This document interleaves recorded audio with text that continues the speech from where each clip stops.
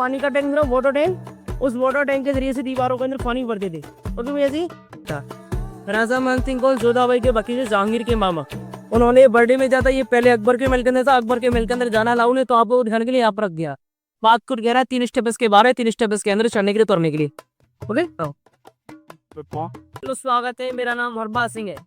आप जिसे देखने आए हो ये आगरा किला है, ना कि लाल किला दिल्ली के अंदर है। दिल्ली का लाल किला शाहजहां ने बनवाया। इस आगरे किले को बनाना चढ़ गया थर्ड मुगल एम्पर अकबर ने। इसकी नींव रखी गई अकबर द्वारा 1565 में, यानी 1565 में इसको बनाना स्टार्ट किया अकबर ने। आपने आगरा फोर्ट के अंदर एंट्री किया, आपको पहला वाला गेट पड़ा जहाँ पर आपका बॉडी चेक हुआ, उस गेट का नाम है अमर सिंह गेट। अमर सिंह राठौर शाहजहां की चीफ कमांडर थे, लेकिन उस जगह पर अमर सिंह राठौर की डेथ हुई। कैसे?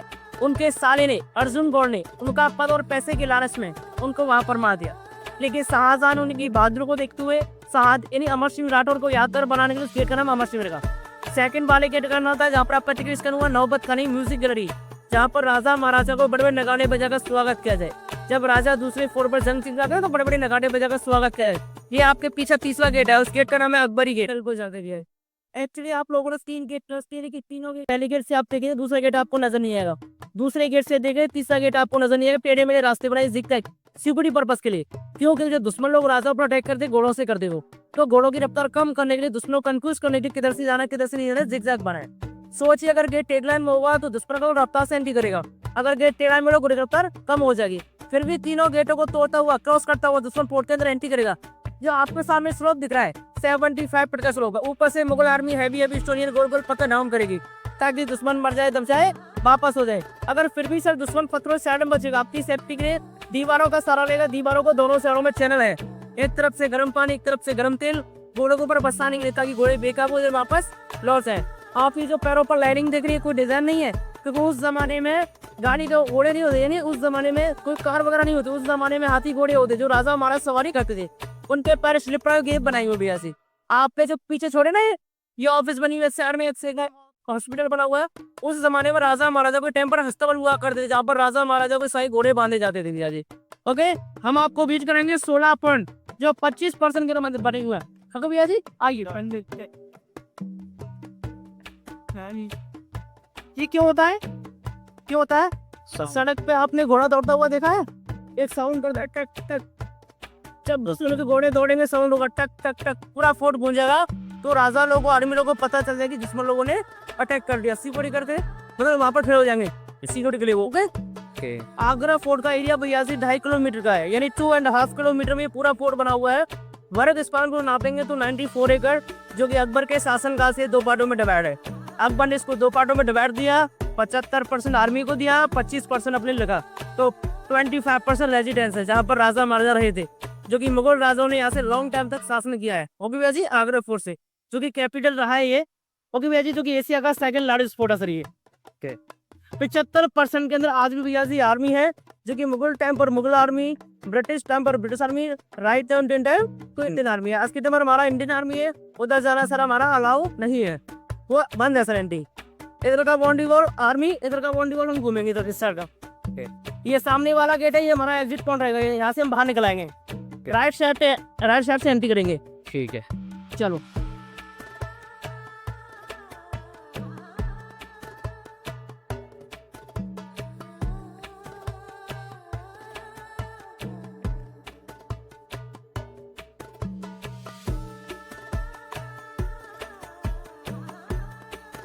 लो भैया जी, जैसे मैंने आपको बताया कि आगरा फोर्ट को बनाना स्टार्ट किया अकबर ने। एक राजा नहीं बल्कि 4 मुगल बादशाहों ने इसको मिलकर बनाया।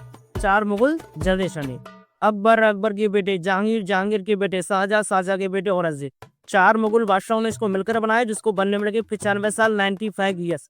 1565 में स्टार्ट किया अकबर ने और 1660 में कंप्लीट किया औरंगजेब ने। तो जितना भी अभी जो लाल पत्थर के जो महल बने देख रहे हैं, ये अकबर ने और जहांगीर ने बनवाए। अंदर जाके जो व्हाइट मार्बल जो महल बना देखेंगे वो शाहजहां ने बनवाए, क्योंकि शाहजहां को व्हाइट मार्बल पसंद था।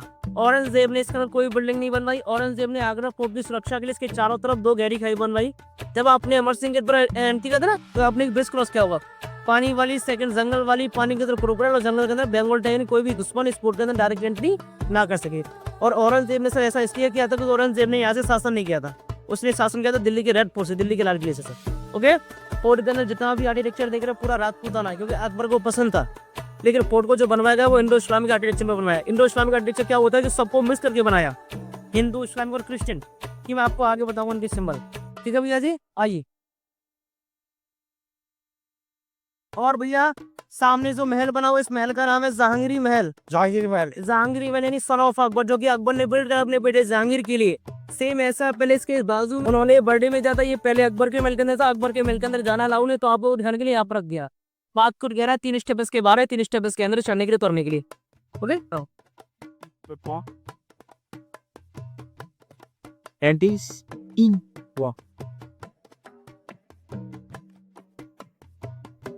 White marble from Jaipur Makrana की जगह पड़ती है। पीला जो पत्थर लगा वो फ्रॉम जैसलमेर। ठीक है जी, आइए। ऊपर एक विंडो बनी हुई है, जब राजा महाराजा महलों के अंदर एंट्री करते थे, दासा विंडो से फ्लावर राजा को वेलकम करने के लिए, स्वागत करने के लिए भैया जी। उस जमाने में लाइट वगैरह नहीं होते, मैक वगैरह नहीं होते थे। मैक क्यों यूज करते, ताकि दूर दूर तक आवाज आए अनाउंसमेंट करने के लिए। उस जमाने में लाइट वगैरह मैक वगैरह नहीं होते, तो उस जमाने में जब राजा महाराजा महलों के अंदर एंट्री करते थे, अंदर रानियां होती थी, उनको कैसे पता चलती थी कि राजा आ रहे हैं। उस जमाने में इको साउंड यूज करते मैक के तौर पर, क्योंकि मैं इको साउंड आपको आगे दिखाऊंगा कैसे होता है। ठीक है ना, आ जाओ। तो मैंने आपको जैसे बताया कि इंडो इस्लामिक आर्किटेक्चर में बनवाया, तो 3 स्टार जो बना दिख रहे हैं, सिंबल ऑफ डेविड होता है, यानी क्रिश्चियन सिंबल होता है, जो कि अवधी भी बोलते हैं इसको। अच्छा, साइड में ऐसे कर दिया, ऐसे ऐसे करके जो बना हुआ है इस्लामिक होता है। वो डोर पर जो दोनों साइड में फ्लावर बना दिख रहे हो वाइट वाइट, ये हिंदू होता है। ओके,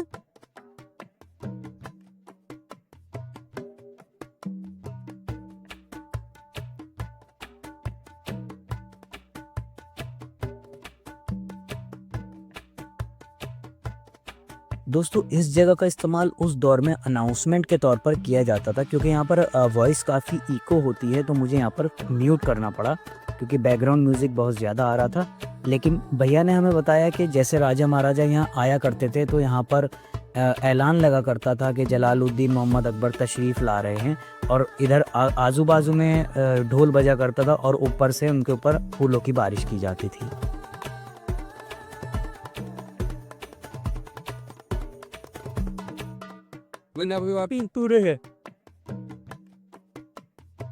तो मैंने आप लोगों को बाहर बताया कि ये जो महल है ये जहांगीर का महल है, लेकिन इसको जो बनवाया वो अकबर ने बनवाया अपने बेटे जहांगीर के लिए। लेकिन अकबर के शासनकाल में इस महल को जो यूज किया गया वो नाच गाने के लिए यूज किया गया। इस जगह को बोलते हैं प्रॉपर रंगमहल डांसिंग पैलेस, जहाँ पर मुजरा होता था। आपने एक नाम जरूर सुना होगा, अनारकली। सुना ना, जिसको चिरवाया था फतेहपुर की दीवारों के अंदर। अनारकली का रोल क्या था, मुजरा करती। तो अनारकली जो रियल मुजरा करती वो यहाँ पर करती थी। जो राजा महाराजा होते, राजा महाराजा वहां से बैठकर मुजरा को देखिए, छतरी सी बनी हुई है, उसके नीचे राजा, छोटी छोटी जो विंडो है इनके अंदर रानी के लिए सब पर्दे यूज किए जाते, रानी सबको देख सके, लेकिन रानी को कोई नहीं देख सके। वो मुगल राजा जो बोलते थे वो रानी को पर्दों के अंदर रखते थे, पर्दों को फांदी रखते थे। ये चारों तरफ गेस्ट के सेम सिंहासन बनवाए गए, जो दूसरे अदर स्टेट के राजा आते थे। ओके भाई, अकबर के शासनकाल में नाच गाना हो, लेकिन जहांगीर का रहने घर था, लिविंग एरिया, क्योंकि रहने के तौर पर उसको यूज करता था। अकबर के बेटे जहांगीर की 2 पत्नी थी, 2 बेगम थी। हिंदू धर्म से मानबाई, मुस्लिम धर्म से नूरजहां फ्रॉम ईरान, मानबाई राजा मानसिंह की बहन। ओके, वो शाहजहां किसका बेटा था, मानबाई का। तो उस सामने उनका ओपन बेडरूम बना हुआ है जहांगीर का, सलीम का। ओपन बेडरूम कैसे बना हुआ भैया, उस जमाने में दरवाजे नहीं होते थे। जितने भी दरवाजे लगे देखा है, आज के टाइम पर ब्रिटिश टाइम पर चढ़ाए हुए दरवाजे, मुगल टाइम पर पर्दे होते, कर्टन्स होते थे। जैसे आपके सामने छोटा दरवाजा है, उस साइड में भी छोटा दरवाजा बना हुआ भैया जी, देख रहे हैं आप। बेडरूम के अंदर जो दीवार है, दीवार पर जालियां बनी, देख रहे हो अंदर जालियां। ये रास्ता बना हुआ पीछे पीछे, क्यों बना हुआ, जब राजा महाराजा सोते थे तो राजा महाराजा को जगाने के लिए दासियां जो होती थी पैरों में बड़ी बड़ी पायल पहनती थी, यहाँ से जाकर पीछे पीछे राउंड करते, उठ वाले गेट से बाहर निकलती थी। तब पारों के बाद छम छम छम छम तब जाते, ये राजा को जगाने के लिए टेक्निक थी। दैट टाइम डाइनिंग हॉल, जहाँ पर राजा महाराजा बैठकर खाना खा करते थे। इसके पीछे किचन है, लेकिन किचन को बंद कर दिया भैया जी। सामने भैया जी लाइब्रेरी बनी हुई है, क्योंकि जहांगीर को 2 चीजों का शौक था। पहला पेंटिंग बनाने का शौक, दूसरा शराब पीने का शौक, क्योंकि बोरिंग टाइम पर वो गेस्टों के साथ में, अनारकली के साथ में पेंटिंग बनाते थे। पर आज के टाइम पर मुगल एम्पायर का यहाँ पर कुछ भी नहीं है सर। जो भी कुछ बचा, तलवारें हैं, बाले, कपड़े, पेंटिंग, जो भी कुछ है वो दिल्ली के म्यूजियम के अंदर रखा हुआ है। आपने देखा होगा दिल्ली के म्यूजियम के अंदर, जो क्योंकि यहाँ से ज्यादा टूरिस्ट दिल्ली के अंदर आता सर। सामने भैया जी जोधाबाई का मंदिर है। आप लोगों ने जोधाबाई के बारे में सुना है? तो जोधाबाई जो थी हिंदू धर्म से बिलोंग करती थी, जो कि राधा कृष्ण की बहुत बड़ी भक्ति थी। उन्होंने तैमूरी वंश में शादी की, यानी मुगल जो थे वो तैमूरी थे, तैमूरी वंश में शादी की, लेकिन धर्म परिवर्तन नहीं किया। वो सनातनी बन गए, तो अकबर ने उनके लिए एक मंदिर बनवाया। यहाँ पर छोटा मंदिर बना हुआ है, लेकिन फतेहपुर सीकरी के अंदर बड़ा मंदिर बना हुआ है, क्योंकि जोधाबाई का जो प्रॉपर जो पैलेस है फतेहपुर सीकरी के अंदर है, जो कि वहाँ पर वो 8 साल के लिए रहते और यहीं पर शिफ्ट हो गए। क्यों? क्योंकि वहाँ पर पानी की शॉर्टेज थी। इसके अंदर राधा कृष्ण की मूर्ति थी। अकबर, जहांगीर, शाहजहां तीन राजाओं के शासनकाल तक ये मंदिर बना रहा। जब औरंगजेब का शासन आया तो औरंगजेब ने मूर्ति को बाहर निकलवा कर मंदिर को बेडरूम ड्राम में कन्वर्ट कर दिया, क्योंकि औरंगजेब जो था अपने धर्म पे कट्टर था, किसी धर्म को नहीं मानता। सर जो आप लोगों ने औरंगजेब के बारे में सुना है, तो औरंगजेब ने कई मंदिरों को डैमेज और कई मस्जिदें बनवाई। तो ऐसे इसके लेके टेम्पल के साथ किया, और ऐसा ही फतेहपुर सीकरी के मंदिर के साथ किया। आगे चलेंगे भैया जी, मुगल जमाने में एसी रूम कैसे बनाए जाते थे। आज के टाइम पर आपकी तरफ लाइट वाला एसी रूम होता ना, उस जमाने में लाइट वाला नहीं होते थे। उस जमाने में एसी रूम कैसे बनाए जाते आपको आगे चल के दिखाएंगे।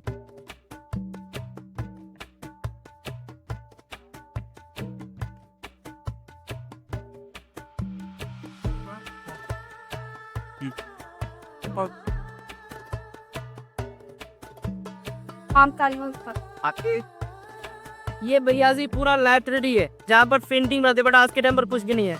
इस साइड में देखो जो लॉग है ना, ये जैसे मैंने आपको कि वहाँ से सूरज मिलने अटैक किया 1767 में अकबर के महल पर, जो कि अकबर के महल के कुछ पार्ट बचे हुए हैं, लेकिन कुछ पार्टों को आर्कियोलॉजिकल वालों ने बंद कर दिया भैया जी। बंद इसलिए कर दिया है क्योंकि इनके जो पार्ट ना वो डैमेज कंडीशन में, टूरिस्ट के साथ में कभी भी कुछ भी हो सकता है, तो आर्कियोलॉजिकल वालों ने सेफ्टी के लिए इसको बंद कर दिया भैया जी।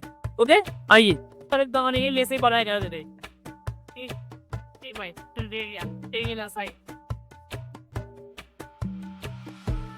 ये जो जल्दी देखना है, ये ड्रेनेज है, डिजाइन उसी जमाने का, लेकिन स्टोन है नया यूज किया है, पत्थर नया यूज किया है। ड्रेनेज अभी उसी जमाने का।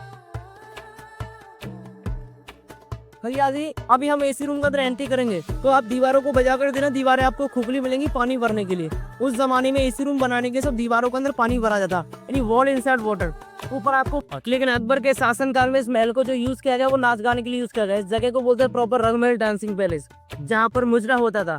आपने एक नाम जरूर सुना होगा, अनारकली सुना ना, नार जिसको चिरवाया था फतेहपुर की दीवारों के अंदर।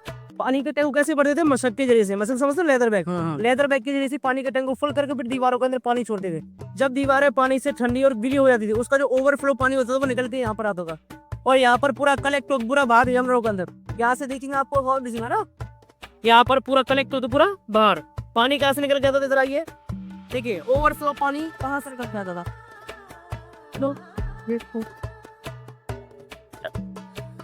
ये जो नाली बनी हुई है, नाली के सूप पर एक जमीन पर ग्रिप है, दिख रही है ग्रिप जरी सी, ओके ग्रिप ये वाली, वहां से निकल के यहाँ पर, यहाँ से पूरा बाहर।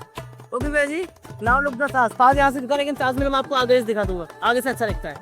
ठीक है, आइए।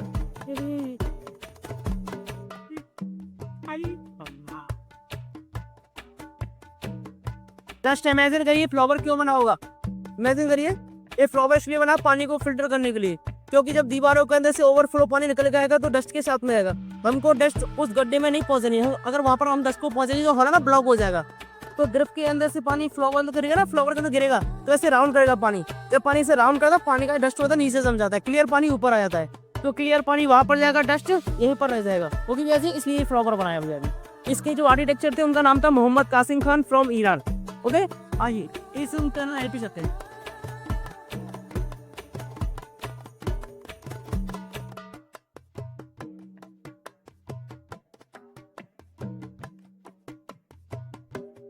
के अंदर खानी भरते थे दीवारों पर प्लास्टर करने के लिए। उस जमाने में सीमेंट नहीं होता, उस जमाने में क्या होता, चूना, खड़िया, मोकानी मिट्टी। हम इसको उंगली घिसेंगे, हमारी उंगली पूरी वाइट हो जाएगी, होगी ना, जो कि पानी से बदती गीला होता है। ये दोबारा खोपली है, मैंने आपको पानी का टैंक बताया, ऊपर वाटर टैंक के जरिए से दीवारों में पानी भरते थे। जब ये दीवारें पानी से ठंडी और गीली हो जाती थी, जब गर्म हवा दीवारों से टकराती थी, इसको ठंडा रखती थी। जैसे गर्मियों में आपने एक एग्जाम यूज करके देखा होगा, एक कपड़ा लीजिए, कपड़े को गीला करके चेहरे पे डाल लीजिए, जब सामने से हमें गर्म हवा लगे उनको ठंडा महसूस होगा। तो जब ये दीवारें पानी से ठंडी क्या होगा, ठंडा रहेगा। जैसे आज के टाइम पर आपके घर में एसी है, किचन है, एसी रूम और किचन के अंदर एयर बनता है गर्म हवा, तो एयर को बाहर निकालने के लिए आप क्या यूज करते हो, एयर जस्ट करते हो ना, जो दीवार पर वाटर दबा देता है, रूम बांध थे एयर बाहर निकलता रहे। ठीक है, मुगल टाइम पर नो इलेक्ट्रिशियन नो मक, तो उस जमाने में एयर भी बाहर किस में करा देगा, एक विंडो के जरिए से, जो आज के टाइम पर बोलते हैं मैसिंग वाला, क्योंकि मैं आपको आगे चल के दिखाऊंगा। यहाँ पर एक ऐसा ही कॉलेज जो हमारे बूढ़े बड़े बोलते हैं ना, आराम से वो दीवारों में कान होते हैं, यहाँ पर सबूत भी है। यहाँ पर आप बोलेंगे, वहाँ पर आप काला में दीवार से बात कर सकते हो। ऐसा इसलिए होता है तो दीवार खोखली ना खोखली है उसकी वजह से इको होता है आवाज गूंजती है यहाँ की बस वापस रात बढ़िया सलाम कर दी ओके आइए एक मैजिक बन रहा आपको दिखाते हैं कि उस जमाने का क्रॉस वेंटिलेशन है ओके उस जमाने क्रॉस वेंटिलेशन कैसे होते